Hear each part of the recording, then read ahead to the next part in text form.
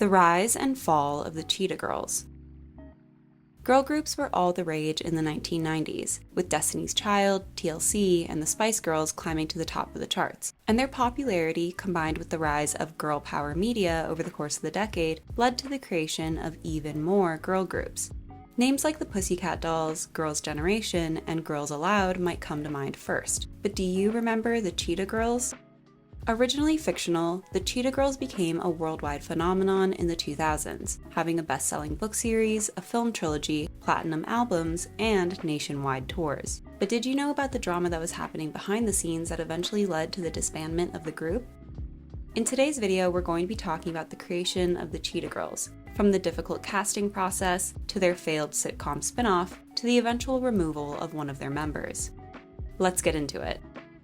In 1998, journalist Deborah Gregory was approached by Hyperion Books, who were looking for new stories aimed at urban children specifically. As part of the Disney publishing group, they wanted something that tied into Disney's brand identity, which was all about dreams coming true. Already heavily associated with princesses at the time, they decided that the series should be centered around a group of girls. And intrigued by the idea, Gregory quickly got to work, receiving a $40,000 advance for 4 novels. In the fall of 1999, all 4 books were completed, with Wishing on a Star being released first, which introduced the series' main characters, Galleria Garibaldi, Chanel Simmons, Dorinda Rogers, and twins Aquanet and Anjanette Walker. The ambitious tweens attend fashion industry's high school, where they meet and quickly become friends, prompting them to form the titular music group the Cheetah Girls in order to earn extra money and pursue their respective dreams. Deborah Gregory's own life experiences and interests served as inspiration for the series' premise. Having been in the foster care system for the majority of her childhood, Gregory has spoken about yearning for companionship during her adolescence, and writing about a group of friends who stuck together through thick and thin allowed her to live out that dream. As a teenager, Gregory designed her own clothes and fantasized about being in a music group, which was reflected in the characters' pursuits over the course of the series. Quote, "This is the core of who I am. I'm someone who grew up in foster care with nothing. I have no family to this day. And what the Cheetah Girls represent to me and others is a chance to get out of the ghetto. It's a chance to transcend your background through sheer talent." With its catchy lingo, diverse characters, relatable situations, and pop culture references, the series quickly found success with their target demographic of middle school girls, which led to the eventual release of 12 more books, bringing the total up to 16 by 2003. With Disney effectively backing the series from the beginning, Hollywood's interest in the Cheetah Girls was piqued before the books were even published, with producer Cheryl Hill seeing its potential and bringing the project to Whitney Houston's attention in early 2000. Having already produced 1997's Cinderella, Houston was clearly drawn to a specific type of story, something that young girls could not only relate to, but be inspired by. Initially, they planned to create a television series based on the novels, but they pivoted to a TV film once Disney signed on. In 2001, Gregory sold the dramatic and merchandising rights to the book series to the Disney Channel, and the company immediately set out to find their real-life cheetahs. Fans already had an idea of what they wanted the Cheetah Girls to look like, as Gregory had not only described the characters in detail in the books, but had also handpicked the models for the covers. Members of the R&B trio Before Dark were part of this lineup, but by the time the books were being adapted, they were already significantly older than the characters they briefly personified, so they weren't considered for roles in the film. In the books, all of the characters are Black, but some of their ethnicities were changed for the movie, with Deborah Martin Chase, one of the film's executive producers, saying, quote, "I thought it was really important that visually all girls thought that they were included in the Cheetah Girls. It's a state of mind. It's an attitude. Everybody, no matter the color of your spots, can be a Cheetah Girl. It's about what kids are like in the millennium. It's about New York. It's about diversity. It's looking at people for who they are and what they are, as opposed to what they look like." Dorinda, whose storyline took inspiration from Deborah Gregory's time in the foster care system, was originally biracial, but 18-year-old dancer Sabrina Bryan was eventually cast in the role.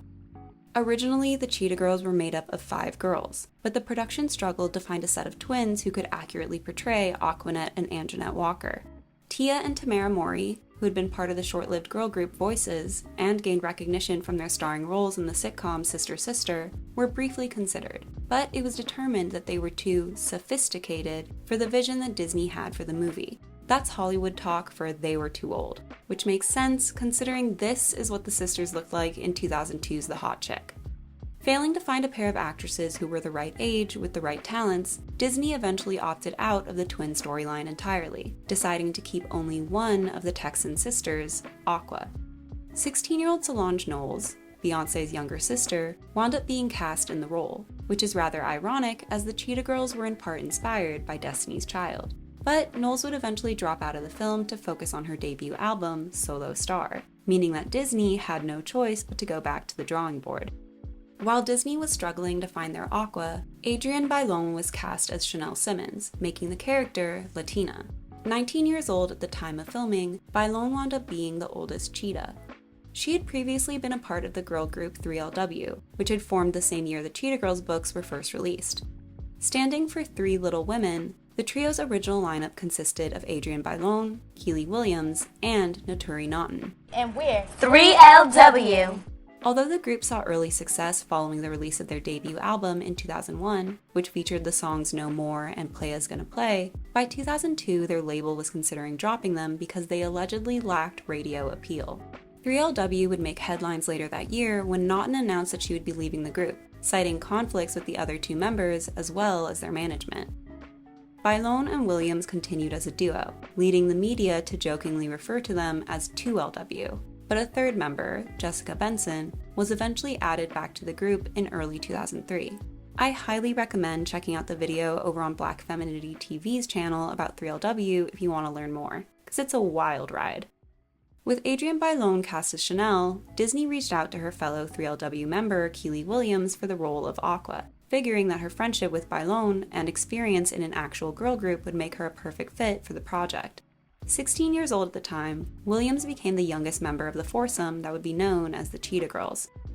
17-year-old Raven Simone, who had first worked for Disney in 1999's Xenon Girl of the 21st Century, was cast as the group's de facto leader, Galleria Garibaldi.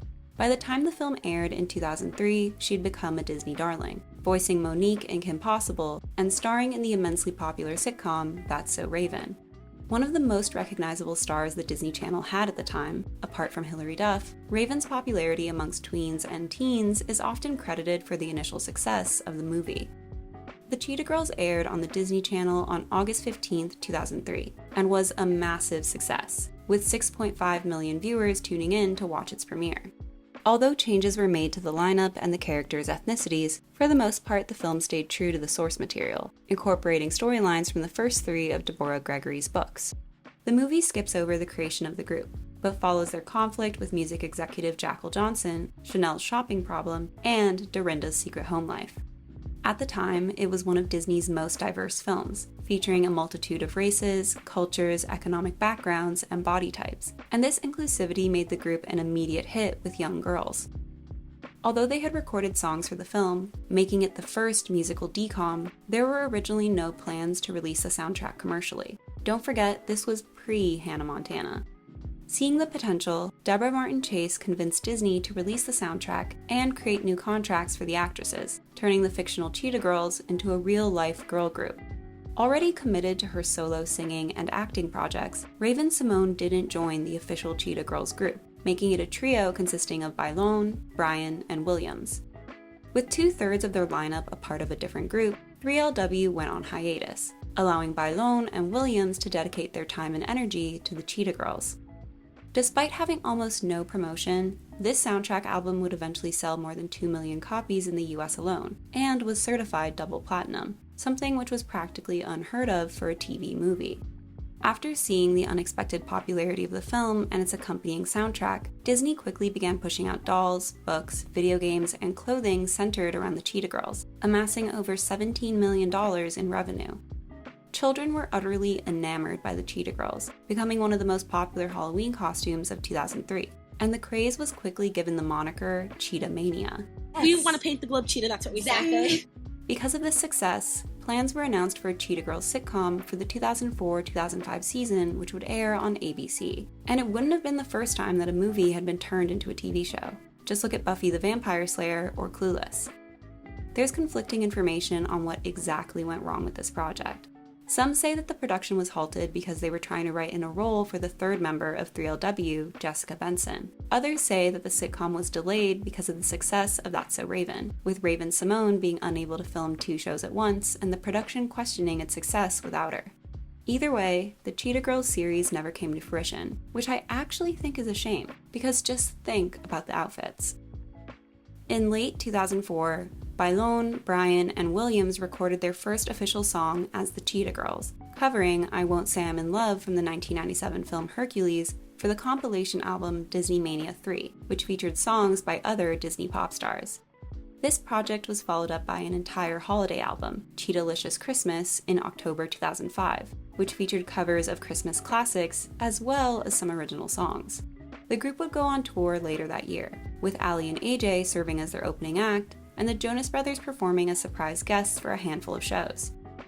Stating that the Christmas album didn't count, the group began working on what was to be their debut album in January 2006. When initially asked about the project, Bailón said, quote, "We'll be making a real album, not a soundtrack. It's important for people to see us as a real musical group.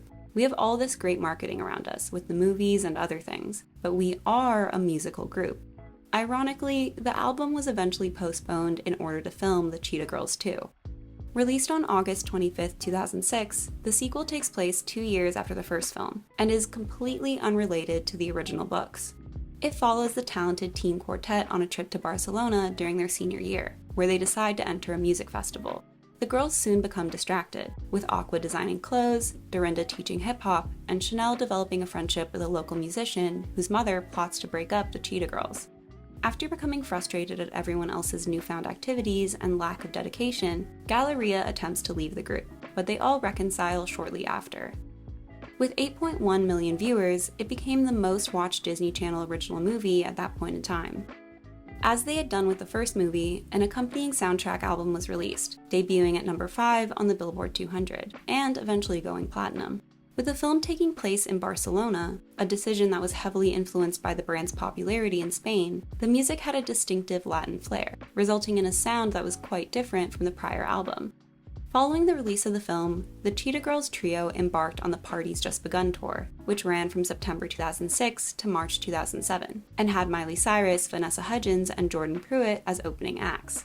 To put into perspective how popular the Cheetah Girls were at this point in time, the tour was originally intended to include only 40 cities, but with their tween fans proving themselves staunch supporters, it eventually became an 86-date tour. Compared to other girl groups, like the similarly named Pussycat Dolls, the Cheetah Girls were totally PG, keeping their lyrics, appearance, and choreography relatively tween-friendly, making them a hit with parents, something no doubt helped by the message in both the films and the music, which focused on friendship, sisterhood, and unity, as opposed to romance.